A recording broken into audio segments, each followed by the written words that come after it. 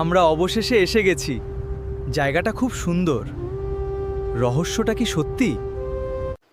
এই পাহাড়ের গভীরে নাকি লুকিয়ে আছে রাজা রানীর ২০০ বছরের পুরনো এক রহস্য।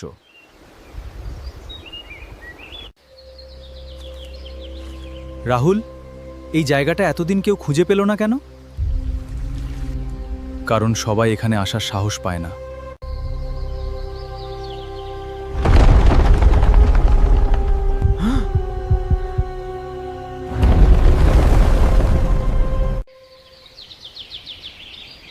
রাজা রানীর রহস্যের আসল দরজা এবার খুলতে চলেছে। পর্ব ২, রাজপ্রাসাদের ভিতরে কি আছে। বন্ধুরা, রাজপ্রাসাদের ভিতরে কি আছে দেখতে চাইলে লাইক, কমেন্ট, শেয়ার করে দাও। পরে পার্ট নিয়ে আসতেছি।